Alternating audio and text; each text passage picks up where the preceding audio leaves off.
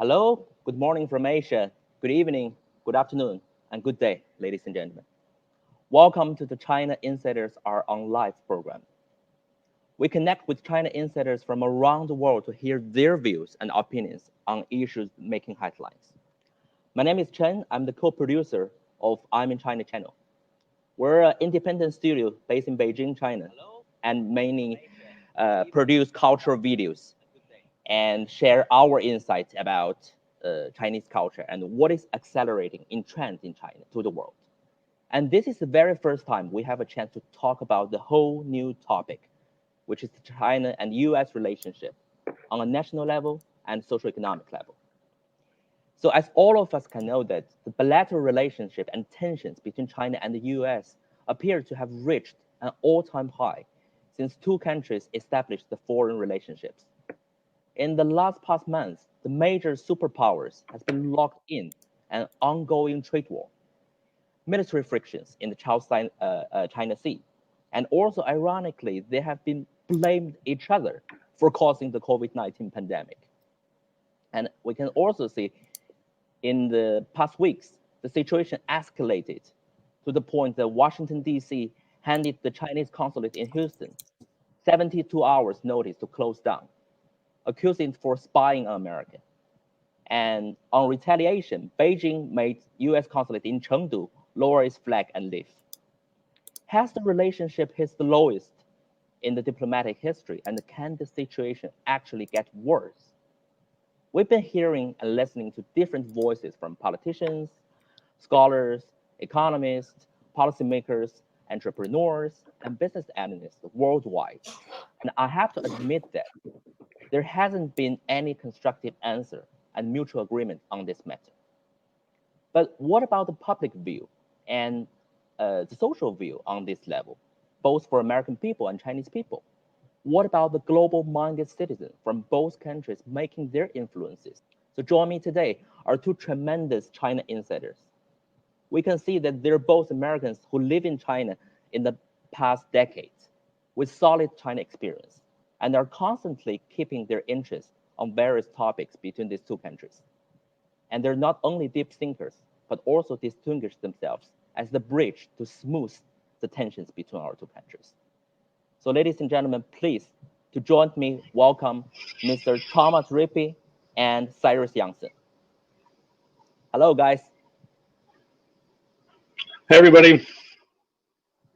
Hello, Cyrus from Vancouver. Can you hear me now? Lovely. There we go. Yeah, lovely. Yes, we can. Great. Sorry. Yeah, sorry. Hi, everybody. Welcome. I'm coming in live from Vancouver, Canada. It's a pleasure to be here. Chen, thank you so much for having me on the show. Tom, it's great to meet you as well, and I look forward to very interesting chat tonight. Great. So we're actually tuning in and discussing from three different cities. I'm based in Beijing, China. Tom is based in Hong Kong, and Cyrus is calling from Vancouver. So Tom is a very old friend of mine, and we met in Beijing around 10 years ago. It's been a decade.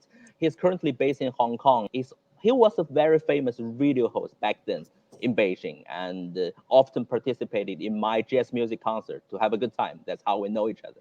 And I remember we always discussed about what was going on and what was accelerating in trend in both of our countries back then. So Tom, could you please introduce yourself to our audience, and what's your background and what made you decided to first came to China? So my first time in China was a long time ago. I came to China in 1995. It was my first job after university. And I was just looking for a change. I hadn't before that had any real idea that I was ever going to be in China. And I just randomly found an opportunity to teach English at Nankai University, which is in Tianjin. At the time, it was a 2-hour train ride from Beijing. Now it's about a 30-minute train ride from Beijing. Things have developed a lot. Back in 1995, things were very different. China was at the time still very undeveloped. A lot of people still wore the old blue worker uniforms from the Mao period. A lot of people were still on bicycles. There were very few private cars. Teaching where I was teaching at Nankai University, which is, it's still considered, I think, a top 10 university or a top 5 university. It's one of the better universities in the country. But in my classroom, I only had electricity probably 3 or 4 days a week. There was always at least one day a week where they just would turn off the electricity. Finding chalk was a challenge. It was a really different time. Now China, everything is very advanced. Everything operates kind of on the same international level that you would expect in Europe or the U.S. or Canada. But back then, that was not the case. So that was my first. I was there for 1 year, and that was my first kind of snapshot of China. And then I was back again as a graduate student in 2006. Lived for the summer in Hong Kong, but spent some time in Shanghai and Beijing also. And it was a really interesting time to visit Beijing because that was right before the 2008 Olympics, when Beijing was really pushing to become an international standard city. And I don't know why this sticks out in my head, but the thing that does stick out in my head, we had a little tour with our student group, and they were really proud of the number of public toilets that they were renovating. And it was a really specific number. It wasn't like, we're going to renovate about 1,000 toilets. It was like 1,476 public toilets are going to be renovated. But it was that, really deep down, minute level, attention to detail kind of rebuilding of the city right before the Olympics. And they were kind of getting into that process at that time. And then back again in 2009 to work at China Radio International, which is where I met Chen. And that was right after the Olympics. I kind of missed the craziness of the actual Olympics. But in that 3 years, the way the city had been just completely ground level rebuilt was astonishing. And then I was in Beijing for 8 years at that time, from 2009 to 2017, back home for a couple of years to kind of pursue an interest in local politics, and then ended up back in Hong Kong just this year. So that's kind of my in and out China background. Lovely, lovely. Great to have you here, Tom. And let's go to Cyrus. Actually, Cyrus is a very new friend of mine. We actually met online in the last couple of weeks, and through his videos, since I decided to make some live stream session to talk about the world issue from a Chinese person's perspective. So I think, well, come on, it's going to be great to talk about these China-U.S. issues with the similar people who are preferably is American, is doing the similar things. So I reached out to Cyrus, and he has been very supportive and accept my invitation to join this panel. First, thank you, Cyrus, very much for joining us. And but for those of you who keep following the China topic YouTube videos, Cyrus is one of the best China YouTubers at the moment right now. And I have to say, I'm a big fan of you, man, and of your content, of your videos. Not only because I'm a Chinese person and I support some of your, let's say, pro-China opinions, but I think it's more because I do believe that you're one of the very few people who are actually offering solutions to smooth the tensions, which ironically, both of our politicians and the national leaders should be doing. So, Cyrus, welcome to the program. Please introduce and say hi to our audience, and tell us briefly about what made you decide to first came to China. Take away, Cyrus. Absolutely. Chen, first of all, it's my honor to be here and my pleasure. Greetings, everybody. So I actually first went to China in 2007. Went and started a career in Shanghai directly after university. And what was interesting is I grew up in America, grew up in Florida. My mother is from Germany. So growing up, I would go summers, spend our summers in Germany and Europe. And I had an exposure to traveling overseas and abroad. So as I was getting ready to graduate from university, my first thought was, I should try a career overseas. And my background is actually in the golf industry. So actually, my first job that brought me to China was actually to be a golf instructor. And so that's what brought me to China right after graduation. That just happened to be an opportunity in Shanghai. And so I said, you know what, I'm going to take it. I'm young. I just graduated university. This is the time to kind of take a risk. I ended up going to Shanghai, stayed there for 7 years, working within the golf industry, first as a golf instructor, and then got up the chain into management, then started working, actually had a chance to move to Hong Kong. So I moved to Hong Kong for 3 years and was working in a sports marketing, field, managing with a sports marketing company. And we had, clients like HSBC, Mercedes-Benz, and we were doing a lot of corporate events, all throughout, mainland China. So it was based in Hong Kong, traveling all over China, and in total had 10 years of experience living in China. My wife is Chinese Canadian, so we had an opportunity, to come here to Canada, and we have 3 young children, so we're now raising our kids here in Vancouver. And what's interesting now is I have a marketing company right now where we are actually helping Canadian businesses connect with Chinese consumers, and then also doing some cross-border, consulting, etc., from Canadian and U.S. businesses going back into China. So, but this is a great place to be here in Vancouver. Very large Chinese population, so I feel right at home. It's kind of the best of both worlds for me. Get a bit of the West and East culture here in Vancouver, so it's very lovely. But I have a passion for obviously in my home country of America, and certainly a country that I've spent a lot of time in China. And I have a very simple phrase that I often say on my YouTube channel, is that when China and the United States can work together, the entire world is going to win. And that is something that I'm really preaching. And I feel that our countries have to figure this out. We need to figure out a way to work together, and that's why I'm making these videos, and hopefully playing a very small part in pushing these countries that way. At least changing some people's minds and trying to offer some perspective.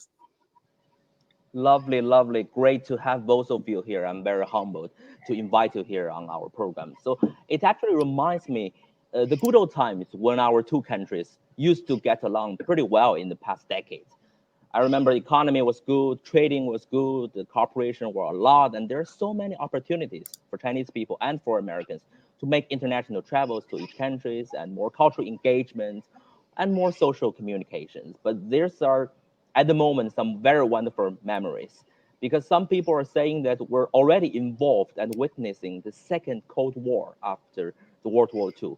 And I want to ask both of you one question. Would you guys agree that this is the lowest and worst U.S.-China relationships have been to date, or you guys think it can get even worse in the future? Tom, let's go ahead. So I think the first part of that question is, are we in a new Cold War? And I would say not yet. I'm older than you guys. You can see the white in my chin here. I remember the first Cold War. I grew up in the 1980s, and I remember the bad relations with the Soviet Union. And there were no relations with the Soviet Union. There was no economic exchange at all. It was just really just a military rivalry. There wasn't much of an economic rivalry either. The Soviet Union never pushed the United States economically the way China can. And so that was just bad. There were no positives in that. There was no relationship. So you can't say there were positives. It was just all negative. There is still a lot of economic exchange between the United States and China. There's talk of decoupling, but to actually do that, the way that the international supply chains are tied together now is going to be a really long and difficult process. And a lot of companies are going to resist that process. A lot of people are going to resist that process. And so, fortunately, I think it's a good thing that China and the US for now are still really tied together in ways, whether they like it or not, they have to find ways to cooperate. This idea of decoupling then becomes kind of dangerous, I think, because if you have full decoupling where the 2 countries don't have those economic relationships, they'd have less incentive to cooperate. So I think that's something to kind of keep an eye on. This interconnecting of globalized supply chains is something that keeps us from having World War III. Not the only thing, but I think it's important. The more dependent we are on each other economically, the less likely we are to start shooting at each other. As far as the relations and the way relations go, I think, yeah, it's gotten bad. I think the political situation in both countries, times are more stressful now than they were maybe 10 years ago. And all countries, and I think China and the US in particular, they're really big countries, and they have the luxury of being able to get very inward looking when times are difficult like they are now, in ways that smaller countries can't. And they tend to kind of turn in on themselves, and both countries are doing that right now. And I think that's causing some of this decoupling talk and some of this trouble. Ideally, things calm down and they start looking for ways to connect again. I think it could get better, but it definitely could get worse. It kind of depends on which way things go. But if the countries are feeling confident, and if everybody's feeling good about the world, they'll be more likely to cooperate. When they feel scared and threatened is when they start to look inward and become more xenophobic and less cooperative. Exactly. Thank you so much, Tom. So let's go to Sarah. The same question I want to ask you. Do you agree that this is at the moment the lowest and the worst U.S.-China relationship, or you think it might get even worse in the future? Yeah, Chen, thank you. So first of all, Tom really hit on some great points there. And, I think I have to say, yes, I do think that this is probably the lowest the United States and China's relationship has been. I mean, when we look at, Nixon going to China in 1972, that was obviously, really the formal start of the China-U.S. relations. And at that point, it was really, trying to help China open up, teaching them some capitalistic ways. Obviously, the United States came in, and throughout the 80s and 90s, that's when the first companies were starting to invest into China. And I think basically, what I feel is, both the United States and China have gained tremendously from this relationship for many years. Obviously, the United States has gained tremendously in the sense that they can, manufacture so many of these products. And like Tom had said, you look at how our two economies and how the global supply chain is currently organized. They're so interconnected. It's not as simple as saying, we're going to ban TikTok and they've got to leave. I mean, there's just so many different layers that is very complicated to just remove.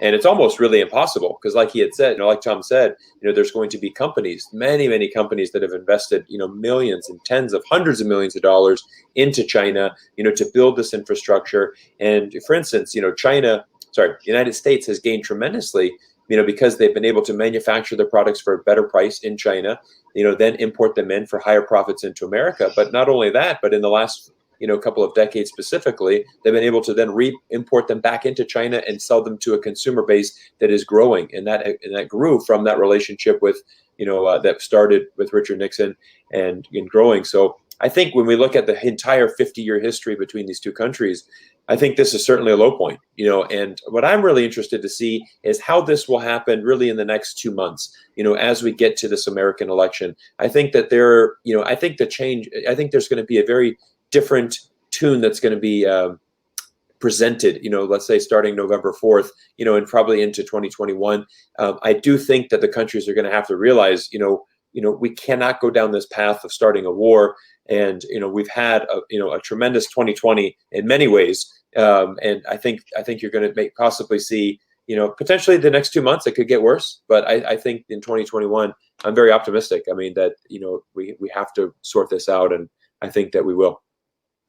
And I think there is a profound mistrust and disagreement on two, I would say, different ideologies. So talking about ideologies is a very broad scale topic, but I want to break down and I want to ask Cyrus a question. How is your view on some of the deeper issues behind these two ideologies?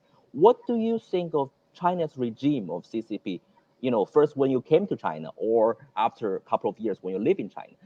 Do you think there are any advantages of this regime, and what are the things you think these two systems most people do not know about, Cyrus? Yeah, great question, Chen. I think there's an interesting thing. Growing up in America, it's a very simple formula on America's view towards communism. It goes like this: communism equals evil. China is communist.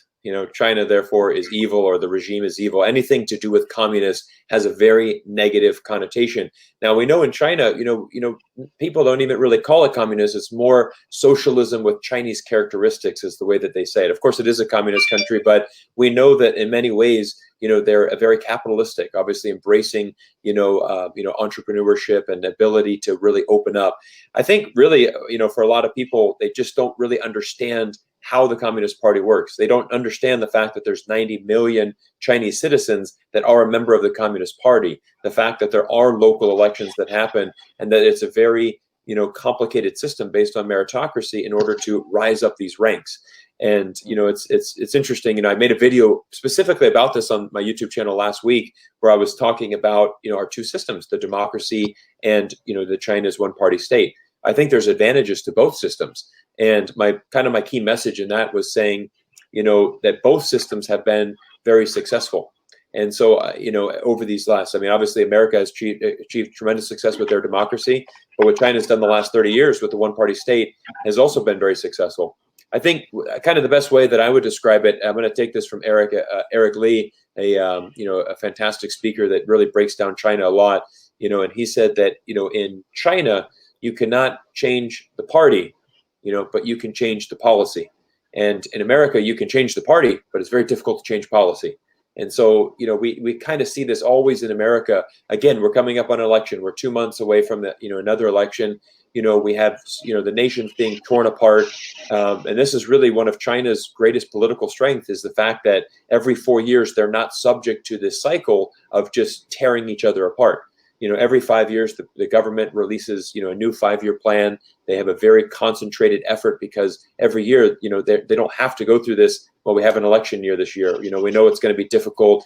I mean, the United States government, how can they really move forward in 2020 at this year? Because the current president is completely focused on getting reelected. His opponent is completely focused on getting into the White House. It's very difficult for the United States to move forward. So, again, I'm not anti-democracy. I think that, again, there's advantages to both systems, but I think a lot of people don't understand, that the Chinese government is actually very, it's not like North Korea. People think it's this dictatorship that only sees that goes. And I would say, I mean, Xi Jinping has a much different, style, the way that he does. He's throughout his career, when he was in Fujian for 17 years, from 1985 to 2002, he had a very big reputation for being very straightforward on corruption. He did have almost a zero tolerance policy on that. That was really part of his legacy throughout his entire political career. We saw that immediately in 2013, when he started really launching that campaign, and it was just a bit more extreme, than his predecessors. So that's where people are saying, look, it's this regime and it's really, authoritative. He's doing it a little bit different style than other presidents before in China. However, the Chinese Communist Party is continuing to, change and evolve and look at new things and trying to see how they need to pivot and move forward in the future. Very interesting point. Talking about this issue, I want to share something about, Chinese people, our opinion about U.S. liberal democracy. First, we can see, as everybody can view, that I think the two parties are fighting at the moment too extremely now. So it's been like very divided. And also, I think, for some people in America, in Chinese people's opinion, not all of them are fully aware of the scenarios of the geopolitical situation before they vote. So I think in this case, the leader might not be the best option for the country, but maybe on the individual level, they choose what they believe. And also, I think one of another disadvantages Chinese people think about U.S. democracy is really a lot of people are involved into the campaign and into the election. People are, if in China, for sure, government will put this amount of money in terms of infrastructure or global trading or certain type of other project. But I think in America, Chinese people are saying that, wow, there's a tremendous amount of money are putting into the election and making campaigns. So what a waste of money. So that's, Right. so that's what their opinion about. There's some good things and bad things. Talking about regarding the coronavirus, it seems like U.S. is not interested, or else I'll say the Trump's administration is not very interested at the moment in even attempt to show leadership on this matter to fight against the virus. And China also, I think, sees that. And so the thing is like, I want to also ask you, both of you, a question. Is, you think does the world at the moment need a leadership, either U.S. or China, maybe another country, or what we need at the moment right now? You guys prefer like a joint coordination, or it's like there must be a leader? It's better to have a leader to lead other countries to show the leadership. Cyrus, what do you think about it? Sorry, Cyrus, you're muted. Sorry, Chen. You're talking specifically for COVID?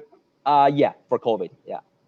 Yeah, I mean, I think at this point, it's really difficult because I believe that China, really showed a very effective way of handling the virus. Now, the problem is that, there's a huge cultural difference between obviously China and the United States. I mean, I actually feel, United States was kind of destined to be the worldwide leader in COVID because, we have this freedom, we have the freedom. I mean, it's just culturally, there's a huge difference between the Chinese and Westerners as far as in relation to COVID. For instance, I'll give you an example. Here in Vancouver, we had, we have a tremendous Chinese population here. As soon as the outbreak happened in Wuhan, people were already starting to, stay indoors here. They were starting to wear masks. And, at that point, I remember thinking like, wow, that's a little extreme. I mean, to kind of, we're in Vancouver, and they're like, no, it's coming. Like it's definitely going to come. Like we need to prepare for this. And, we had people pulling kids out of school, and still to this day, I mean, this is almost September now, there are certain Chinese families that, they have not, they still really haven't left the house. They go out maybe for a walk, or they get some groceries, but they're not, doing what other Westerners here, or even in Canada or the U.S., as going out to restaurants and kind of resuming life as normal. So they're much more respective, I can say, and you could even say they're a little bit more scared of it, than Americans. So I think it's a difficult situation. That is why, for instance, China can lock down. China can shut down the entire country because of a virus. Chinese people are going to respect that. You're not going to have Chinese people going into the streets. I want my freedom. I want this. I mean, obviously they can't do that, right? I mean, they're not allowed to, but culturally, if they had the choice, they wouldn't do that either. And so I think that's the issue that we're seeing with the U.S.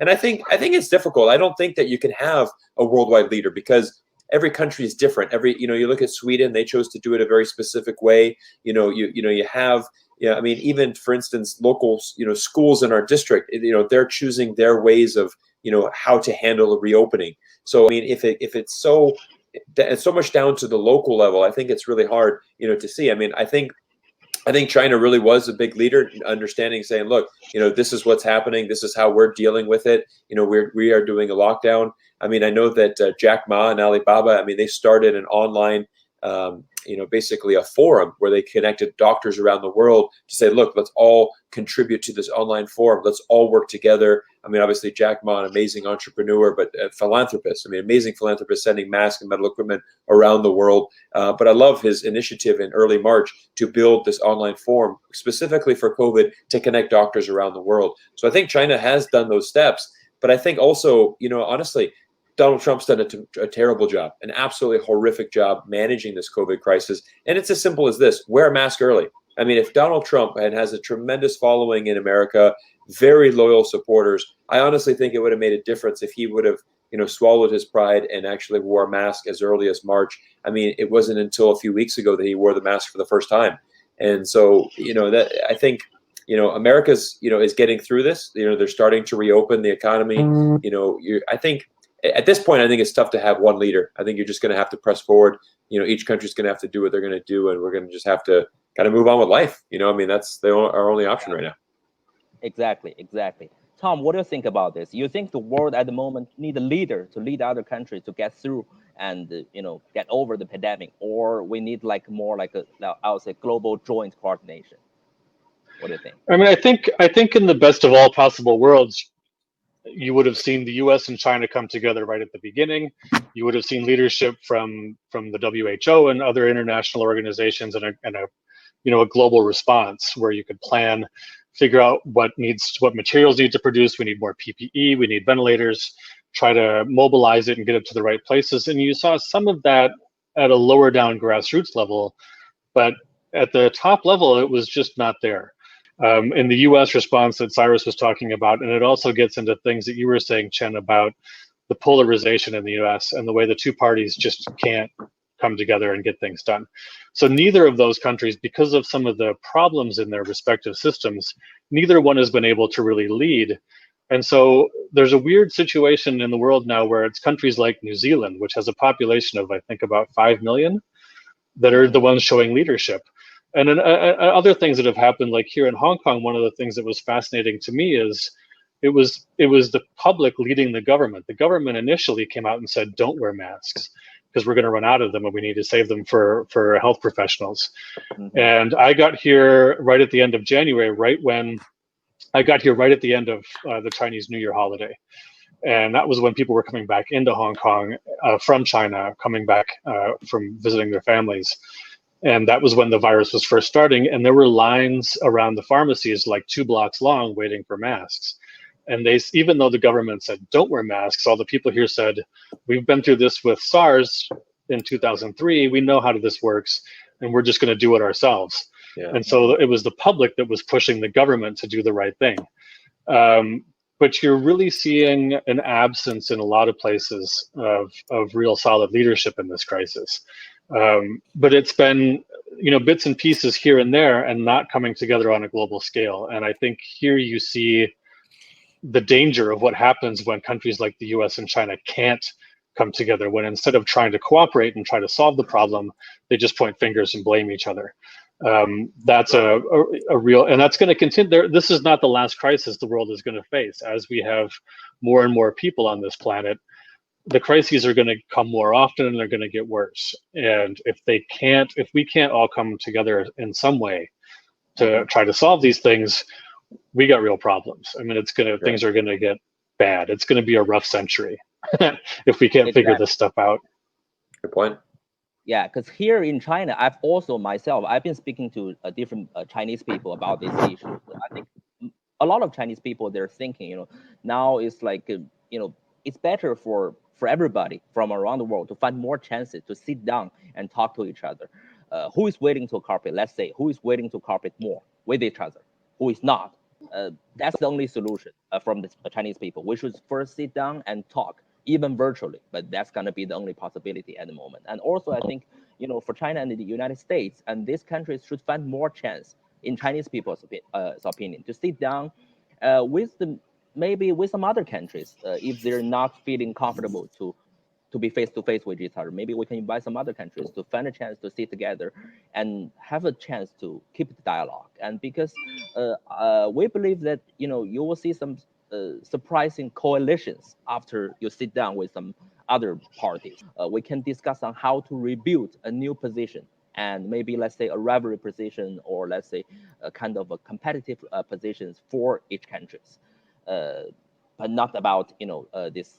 At the moment, what we can see is like this negative nationalism, I would say. So it's something about, or I'll say, the ugly populism, or it's like an ugly nationalism. So which makes us Chinese people kind of worried and anxious about it. So, and you've also seen some in this regard, some speeches, for example, from Mike Pompeo. I think a couple of weeks ago, he was saying that it doesn't work for the bilateral talks ever since President Nixon's China visit. So he thinks there's no point, and there's no, it's not effective since the past 40 years. U.S. been talking with China, and U.S. found it not effective in terms of communicating with China, and also trading and making a bilateral relationship with China. So he thinks it's not worth it. So I want to ask Cyrus a question. So what is actually the opinions from Americans' public point, according to this regard, and how you think the U.S. and China relation at this moment, is that similar? American people all believe in what Mike Pompeo are saying. Yeah, great question, Chen. I mean, I think I addressed this earlier in a YouTube video where I talked about the truth about Michael Pompeo and China. And, I opened that video with a statement saying, a very bold statement saying that every time Michael Pompeo opens his mouth, the Chinese people love their country even more.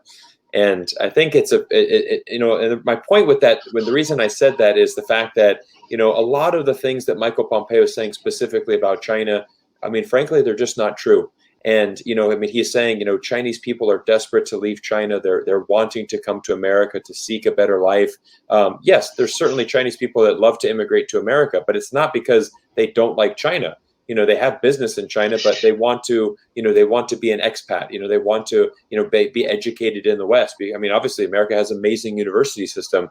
They want to have, these opportunities to go there. Just like, like Tom and myself, we had an opportunity to go to China, in our careers. It doesn't make us, love our country any less or be scared of it. It's just the fact that that's how the world is working. I think, to be honest, though, when you talk to most Americans, they don't have a very in-depth knowledge of China. And I believe that most Americans fear China. And let's say if they fear China, if an American fears China, the real basis for that is the fact that they just don't understand China. They have, if you take the average American and you ask them about Chinese culture or Chinese anything, they're not going to know anything about that. And again, that's nothing, to say that America is doing a bad job. That's just how it is. However, if you do the opposite, if you talk to the average Chinese person, they're going to know a lot more about America. Obviously, in China, everyone's starting to learn English at a very young age. Especially these generation, the last 20 years. Young students in China are all learning English. They have the American culture. They're wanting to watch Western movies. They're seeing all of these Western brands like Starbucks and Nike and McDonald's and Apple, all of these things in China. So again, the average Chinese is going to know a lot more about America than the other way around. So I do think that, yes, there's going to be a lot of people that are going to believe Pompeo, his speech, saying that China is the greatest threat to the world. China is going to destroy America. I mean, China's all of these statements that he likes to make. And I think that's why I'm really trying to give some perspective on my channel. I think China, for example, I've never seen China go into another country and say, you should embrace communism. This is the way of the future. China is a very inwardly focused country. I always said, and I said, China is not anti-democracy in America. They're just anti-democracy in China. Do not come into our country and tell us what we should do for our country. So if you cross that line, that's where China is going to get aggressive. But I don't see China going to Korea saying, hey, you know what? You guys should try communism. It's been working out good for us. What do you think about that? No, I mean, Korea, you're fine. You do what you want to do. Again, they're just a very inwardly focused. But when you see, for instance, the situation in Hong Kong, for example, obviously, there was a tremendous amount of foreign interference going on in Hong Kong. Hong Kong is a city in China. It's part of China. That's where they're going to get defensive. China's going to get involved in that. So this is really the reality. So yeah, I do think that a lot of people in China, a lot of Americans, they're not very clear about China. And that is what we're trying to do, is create a channel for people just to understand China a little bit more, because at the end of the day, we have to work with China. Our economies are too connected. These two countries work better when they work together, and we have to find a solution. Thank you so much. Thank you so much, Harris. I think, I also want to share with both of you, also our audience in the channel. It's like, I think most of the Chinese people, I mean, they're not actually taking what Mike Pompeo's words very seriously. It's more like they laugh about him, and that's it. So let's talk about another topic. I think let's talk about the elections. And I think we're less than 3 months away. I know it's a very painful topic for both of you. I'm sorry. We're less than 3 months away from the U.S. presidential election. So where Donald Trump will be going head to head, have a fight and have a debate, maybe virtually with Joe Biden. So I think both two were officially nominated as the candidate for their parties of the race in the past week. And I watched some video clips of the Democratic National Convention, and also yesterday I remember I watched one clip of the Donald Trump speech on the Republican National Convention. So it seems like they've been pushing all their policies and on their issues, and they've been also blaming another party for not handling the things correctly, or it's like not being tough to China or whatever. But I think there is a bipartisan issue, which is China. I think both parties, in my opinion, they're quite against China, and they want to be, whoever is elected, they want to be tougher on China. So, which they claim they have weakened the trust among their allies around the world because of China's, mishandling of the COVID-19 or some other issues. And now I have a question to actually to Tom. Tom, what do you think? Let's say if Joe Biden is elected, how do you think Biden's administration in the future, if he's elected, can change Donald Trump's American First policy, and how Biden will set the tone for, let's say, the U.S. new foreign policy, or let's say China policy? Tom, what do you think? It will be a continuity, or it will be like a new style from Biden? I don't think it's going to be, it certainly won't be a continuation of what Trump has done, but I don't think it's going to be a really new style either. Some interesting things have been written about his foreign policy goals, and you can tell he's already started putting his team together, which is normal for a candidate at this time. They have to be starting to get ready, and they have foreign policy advisors that help them prepare for the debates, for example. And the people that he's brought in are people that have been around for a long time, and it's pretty clear that what he wants is not new, not a continuation of Trump, but a return to Obama era policy. Biden, you mean he's going to be the oldest If he's elected, he'd end up being the oldest president ever. He's been in Washington for, I think, 47 years.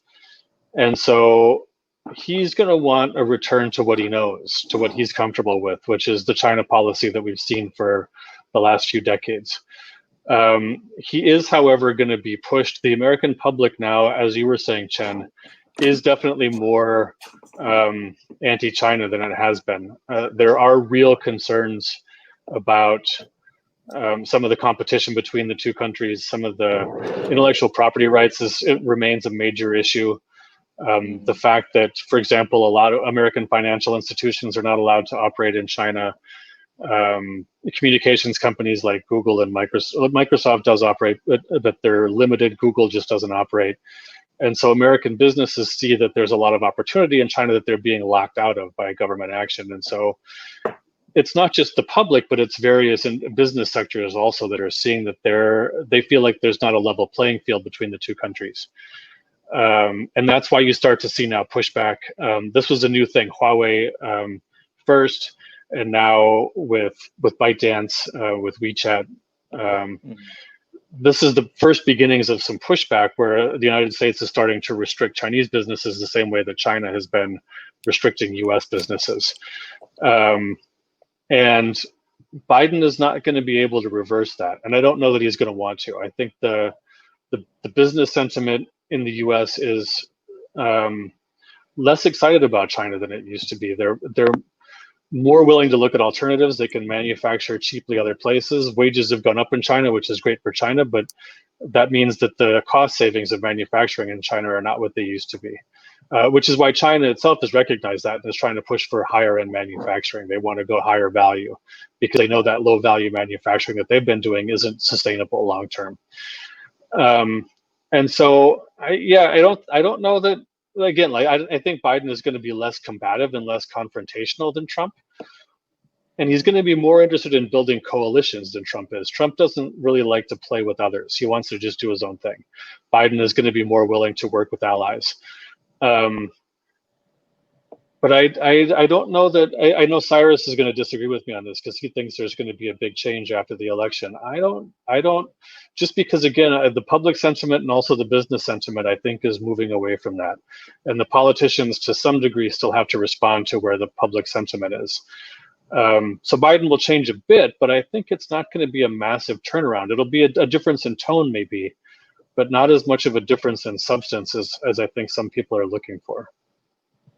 Very interesting insight. Before going to Cyrus, I want to share some of my personal view about Joe Biden because also I've been analyzing some of his policies and reading some of his speeches, and I've been following him since the Obama's administration. So I think actually for this person, I think he will be more constructive towards, let's say, China or let's say U.S. allies countries when he's elected. I think personally, I don't believe he will host a very hostile China policy. I believe that style really matters in foreign relationships. It's not like the content of your speech, but it's like how you approach to the different politicians or I'll say different world leaders. I think Biden has this style, and I think he has the charisma maybe to have a chance to really sit down with President Xi to talk about, come on, let's restart a negotiation with China and US. About trading, about geopolitical issues, about let's say intellectual property rights and some other topics. So I think he has the charisma to form his style in terms of talking with China leaders. And rather than now, I think now it's more like a shouting match. This kind of the shouting game, I personally think it will not lead us to anywhere. So I think the same content with different approaches, maybe Biden can, let's say, create a little bit new optimism between our two countries. Cyrus, what do you think about that? You think Biden can set up a new tone, or it's going to be a new style, or I think you think it will be like a kind of continuity of Trump's?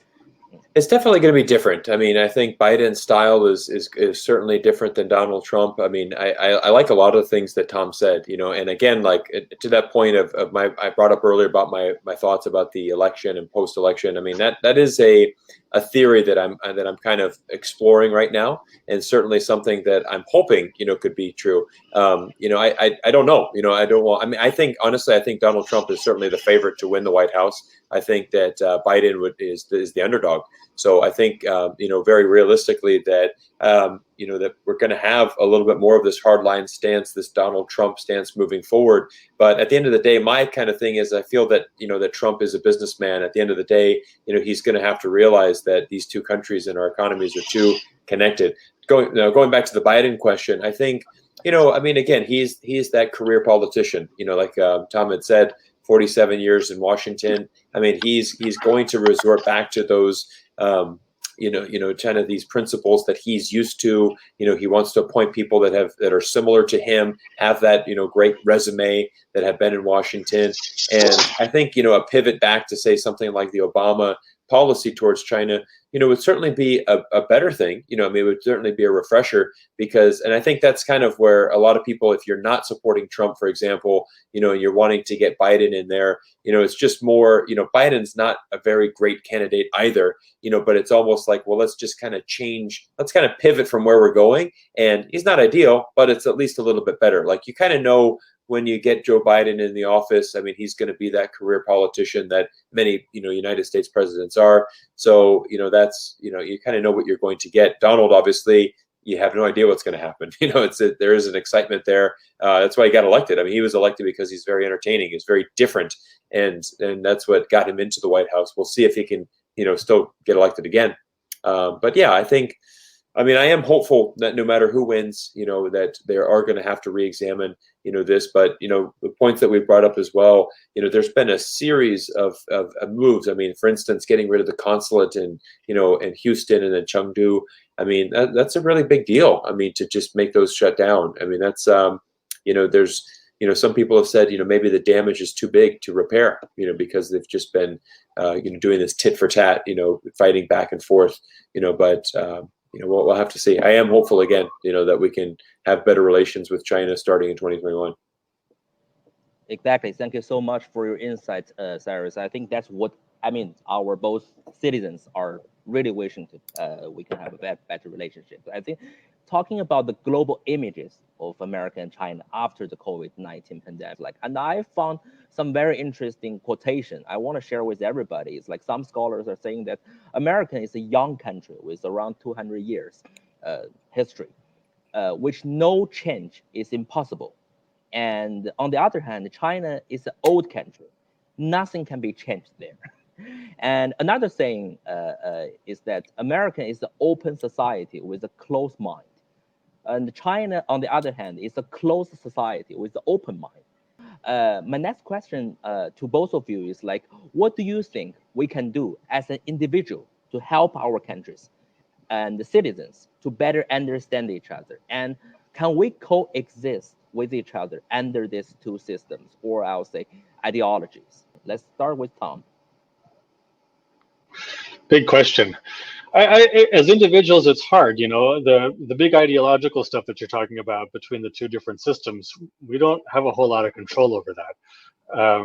We can have discussions with our friends and get on social media and be a small part of a broader public conversation that sometimes, I think even in China, I think people underestimate the extent to which social media conversations that happen in China do have some influence over the government.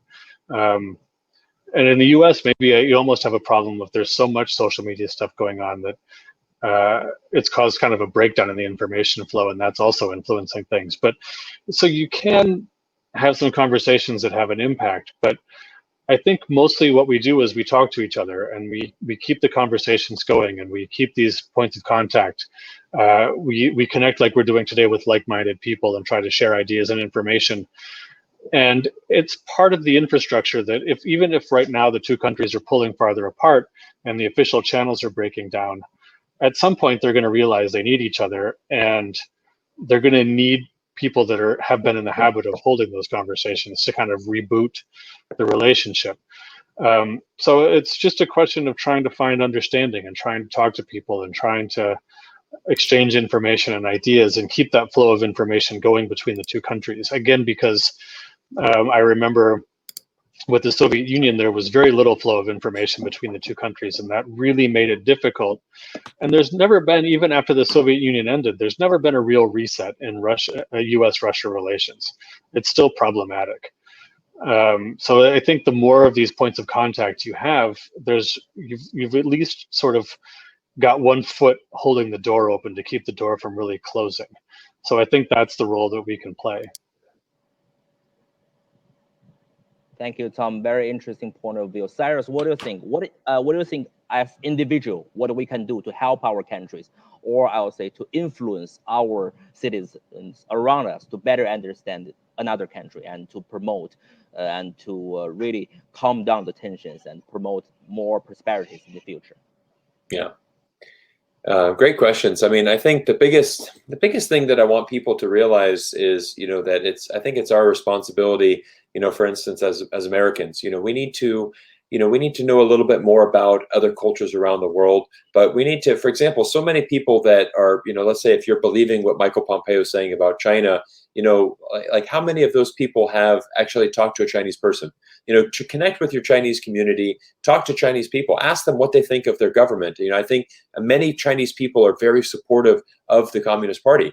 And again, many, even in your local community, the fact that they're living in America doesn't mean the fact that they've run away from China. It's again, they've come to America because of an opportunity, much like, we've gone to China because of an opportunity.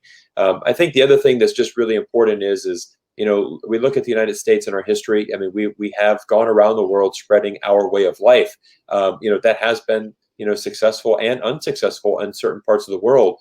And again, I think it's just, when we look at, our own issues that we're really facing right now in America, we have plenty of them.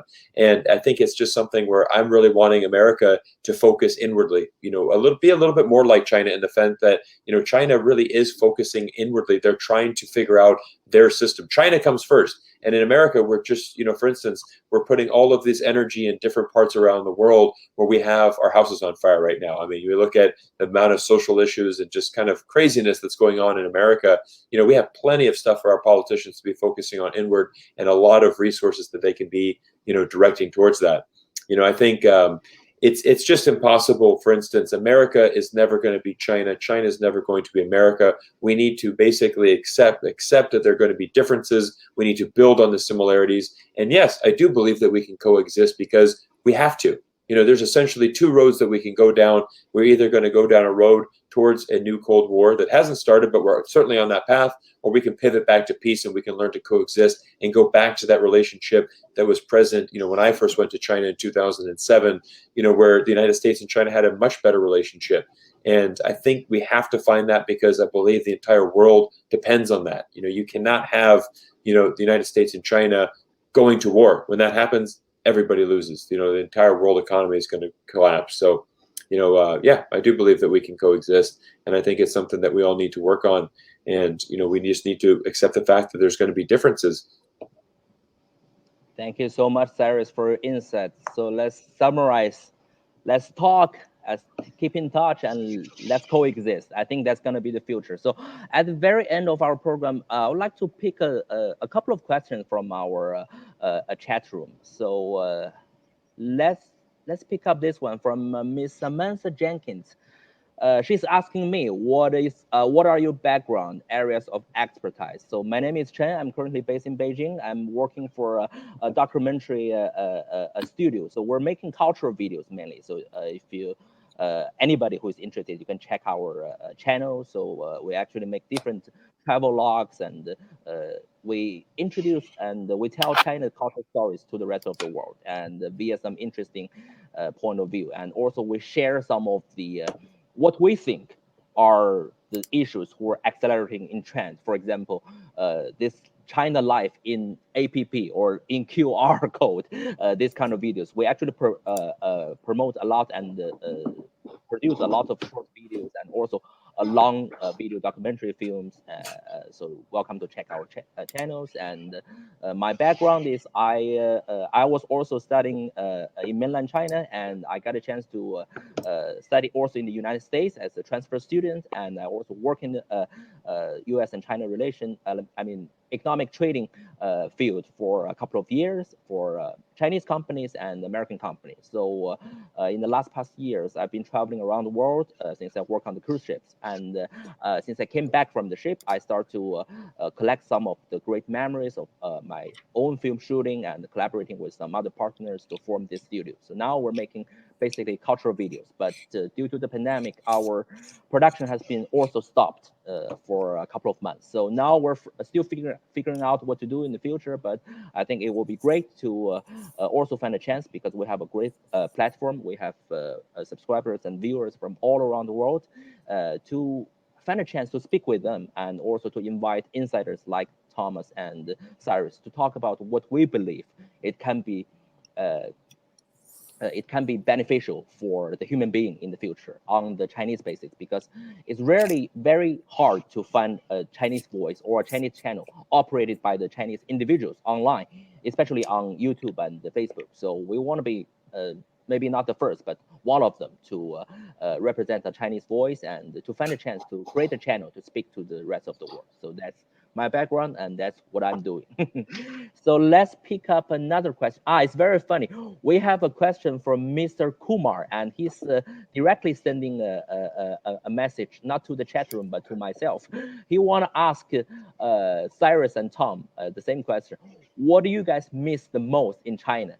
And he want to ask me what I miss the most in the U.S. So I think I will just deliver the question to two of you. Tom, go ahead. What do you miss the most from mainland China? Since you're living in Hong Kong, I won't say, I mean, there are differences. It will not be a big differences, but what do you miss the most? You mean like, does this question mean when I'm living in China, what do I miss about the U.S.? Or I'm not sure what I'm supposed to. I've been living in so many different places, I don't know what to miss anymore. When I The lived in question is like Beijing, this. Yeah, the question is like this. For Tom and Cyrus, what do you miss the most in China? I think he means mainland China. in China. Yeah, but I think I think he means if I'm in China, what did I miss from home? The things I miss whenever I go anywhere, it's always food. I miss the food from the places that I'm not in anymore. I think, yeah, now I would love to be able to walk down the street in Hong Kong and get a nice warm jianbing, which is my favorite go-to snack in Beijing, and I can't get that anymore. When I was in The best Beijing, I wanted ones. burritos. When I was in Beijing, I wanted burritos and tacos and maple syrup, and I could find them, but it wasn't easy. When I go back in the U.S., I miss good Chinese food, because the stuff. There's a funny thing that happens. So if you get Chinese food in the U.S., it's unless you're in a place that's got a big Chinese population, you're not going to get, like in Vancouver, Cyrus. I'm sure you get plenty of authentic Chinese food, but where I'm from, you don't really get it. So you get this funny American style Chinese food, but there's actually a restaurant in Shanghai now where you can get American style Chinese food in China. I saw that. I saw that. And Chinese people are fascinated by it. So like, what is this stuff? This isn't Chinese, but they you know, it's usually it's a lot of sugar. It's a lot sweeter than regular Chinese food. But the Chinese sort of are fascinated by it, and so the customers at that restaurant are not Americans that miss American style Chinese food. It's Chinese people that are trying to figure out what the hell America's done with their food. But the restaurant's been going. It's been going for years. It still exists. But yeah, it always, whatever I miss wherever I go, it's always, if I'm in one place, I want food from another place. My stomach is never happy. I don't get homesick, but my stomach does. Exactly. I think the same question goes to Cyrus. I mean, I have a lot of Chinese friends, actually. They're living in Vancouver, or I think in the airport area, Richmond, right? A lot of Chinese friends of mine are living there. They said there are little ships, there are Chongqing hot pots, they're like everything over there. But maybe regardless of food, what do you miss the most from China? Since you're based in I'm a big foodie, so I mean, I love to eat and I love good Chinese food. And I think, what's amazing is you'll hear this from a lot of Chinese people themselves, that probably the best Chinese food in the world is actually here in Richmond or Vancouver, Canada, because there's amazing fresh ingredients, but you have a tremendous population here of Chinese people that cook it in the authentic way. So, everything you want, the great, Chongqing hot pots and, the jianbing and all of this is available, here in Vancouver. So luckily I can get my fixes, when I need the yang rou char, I have a place to go and, and get that. So, but I would say probably the thing I miss most about China is just the energy. I think there's a certain energy when you're walking in. Last I was in China was last September. I was on a business trip to Shanghai, and just walking down the streets. I mean, there's a certain energy that is really felt in China, at least for me. When I'm back there, obviously a lot of people around. There's just the hustle and the bustle. Vancouver is a beautiful place. A lot of Chinese people will tell you this is a place to come retire. It's a little too boring for Chinese people. They like the big cities. If you're coming from a big city like Shanghai or Beijing or Guangzhou, I mean, you love the action. And so I love, just the adventure, the excitement, the energy that is in China. Whenever I go back to China, I just have this very high adrenaline rush because I know that, there's just so much excitement going on. And then when I come back to Vancouver, it's this kind of nice little quiet town, almost this sleepy little town on the coast that, again, it's a great place to be. It's a very lovely spot, great Chinese community here. But I do miss China a lot as well. Thank you, Cyrus. Very, very interesting. I think the same question for me, what I miss the most in the US. Well, since I'm a jazz musician as well, as one of my hobby, and what I was keep doing since I was, teenager. So what I miss the most is not just a hobby. It's not just a hobby. He's a pro. Thank you for it's blabbering. I mean, I miss the gigs, and I miss watching all the live stream sessions for for Lincoln Center Jazz Orchestra, for all the jazz gigs, because this culture is actually established in America, and this is what I made me fascinated about. Every time I go to the US, I for sure every night I will be located in one of the jazz clubs and had a good time over there. Right. So what I miss the most, maybe not the food in the US, but yeah, the culture of jazz music. Yeah, I would say. Okay, let's pick up, I think, the last question. Let's check. It's very interesting. It's from JK. So the question goes like this. Is US ready for Asian centuries? China, Korea, Japan, Singapore, or some others? Who want to answer these questions? Also very funny. It's about the future. Sorry. So is the question he wants to know if is the United States ready for the Asian century? Which means maybe the Asian century. China, yeah, Asian century. He means like China, Korea, Japan, Singapore, and more. Yeah. Cyrus, you want to jump in, or yeah, I'll take it. I'll take it. I mean, I think I don't think the U.S. is ready for it, but I think it's coming. I mean, we know obviously, the China's on a pathway to overtake the U.S. as far as the economic powerhouse in the world. And I think not far behind that, in a few more decades, will be India. That could potentially be number 2, bumping the U.S. down to number 3. It's probably going to happen in this century. But I think what I always want to say is I feel that the United States, they're always going to be the world leader, and they're always going to be someone that every country around the world, it does look up to. I mean, you look at the United States presidential election, every country in the world is tuning in for that, right? I mean, this is it's not a U.S. event, it's a global event. I mean, the president of the United States really is the leader of the world in a way.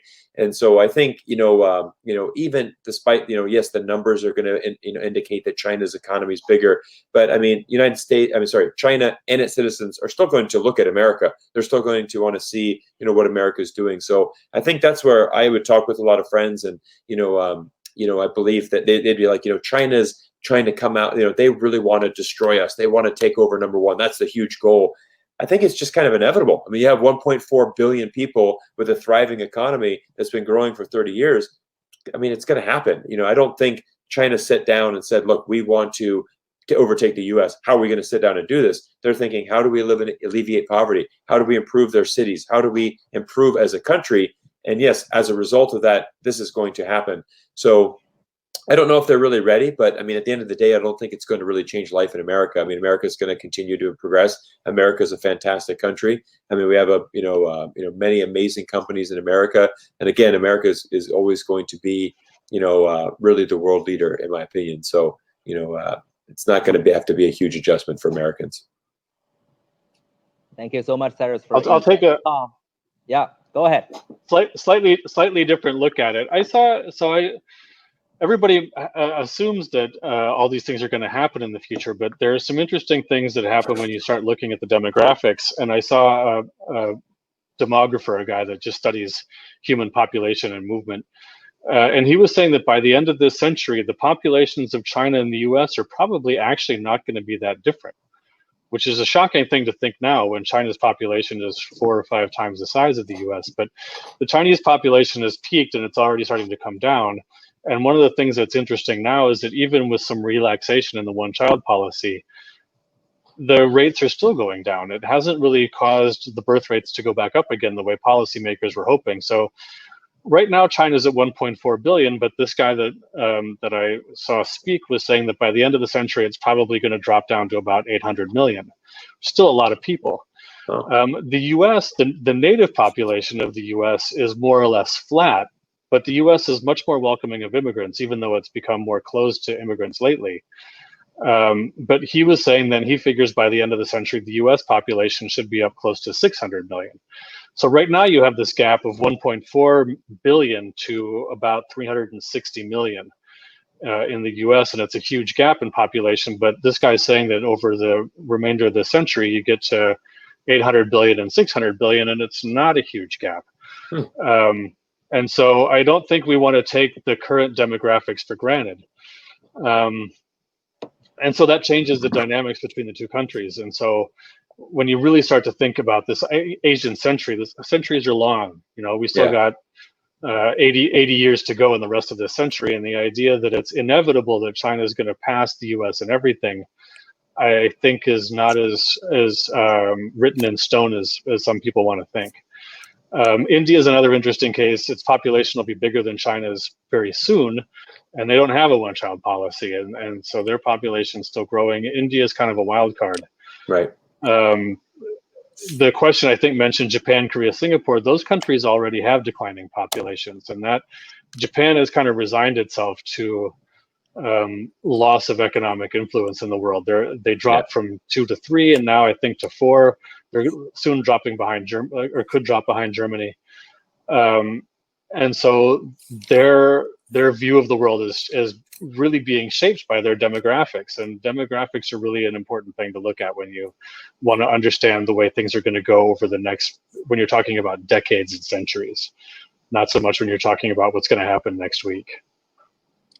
Exactly. Thank you so much, Tom, for your insight. I mean, if this question go for me, I will simply ask, I think either a China, I will say Asian centric or the West centric, we have to sit down, we have to talk with each other, and we have to coexist. That's my answer. So absolutely. thank you everybody so much for your deep insight, and thank you for everybody who tuned in to ask any questions.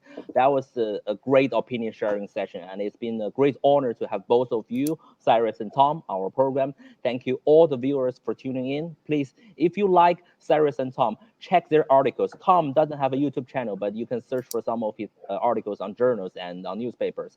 Cyrus has a YouTube channel, so I post a link of Cyrus' channel on the description, also on the introduction of this video. So welcome to click a like and thumbs up to Cyrus, and also welcome to check our cultural videos on our I'm in China page.